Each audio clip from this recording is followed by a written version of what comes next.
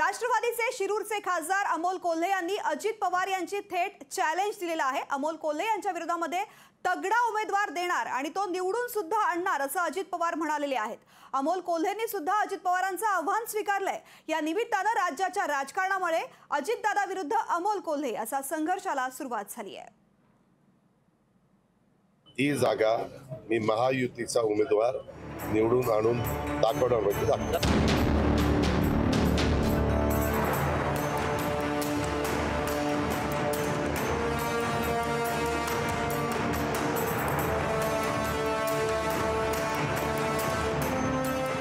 उपमुख्यमंत्री अजित पवारांनी शिरूरचे खासदार अमोल कोल्हे यांच्या विरोधात आघाडी उघडली आहे। अमोल कोल्हे पुन्हा निवडून येणारच नाही असं आव्हान त्यांनी स्वीकारलंय। अमोल कोल्हे यांना शिरूरमधून आपणच निवडून आणलं, पण अमोल कोल्हेंनी खासदार झाल्यानंतर काहीच काम केलं नसल्याचा आरोप अजित पवारांनी केला होता। अमोल कोल्हे पुन्हा शिरूरमधून निवडूनच येणार नाहीत असं अजित पवारांनी जाहीर करून टाकलंय। अजित पवार बोलूनच थांबले नाहीत, तर त्यांनी अमोल कोल्हेंच्या मतदारसंघात जाऊन पाहणी केली। या पाहणीनंतर त्यांनी दिलेल्या आव्हानावर ठाम असल्याचं सांगितलंय।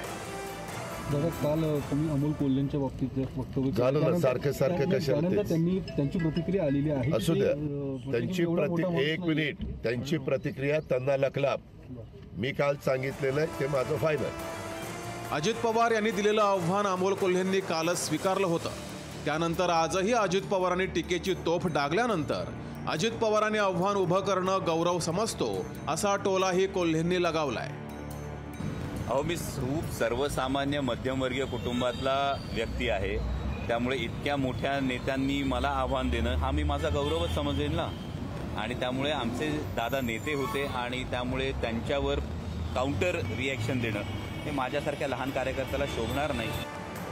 अजित पवार अमोल कोल्हेंवर टीका करून थांबले नाहीत, तर अमोल कोल्हे 1.5 वर्षापूर्वी राजीनामा देण्याच्या निर्णयावर चर्चा करण्यासाठी आल्याची आठवणही त्यांनी करून दिली आहे। त्यांच्या काय बनात आलं आणि मला राजीनामा द्यायचा आहे, त्यांना विचारा की अजित पवार आणि इतरांना देखील तुम्ही राजीनामा द्यायचा म्हणून सातत्याने सांगत होता की नव्हता? कुणी तुम्हाला राजीनामा देण्यापासून थांबवलं? आणि ज्या 6 विधानसभा मतदारसंघात त्यांनी जनसंपर्क ठेवायला पाहिजे होता, तो दुर्दैवाने त्यांनी ठेवला नाही। राजीनाम्याबाबत अजित पवारांशी चर्चा केली होती, पण ती चर्चा अतिशय खाजगी स्वरूपाची होती असंही अमोल कोल्हेंनी सांगितलंय। एखादी खाजगी चर्चा सार्वजनिक करणं योग्य नाही असंही अमोल कोल्हेंनी अजितदादांना सुनावलंय। खाजगीत जी चर्चा होते ही सार्वजनिक करायची नसते हा एक संकेत आहे।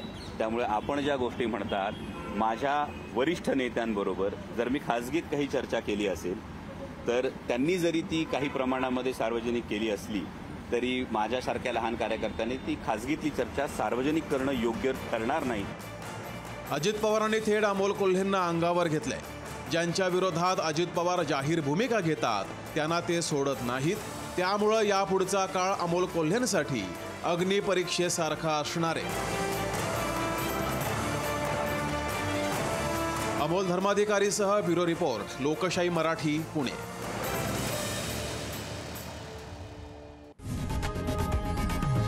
लोकशाही मराठी, ऐका, पहा, जागरूक रहा।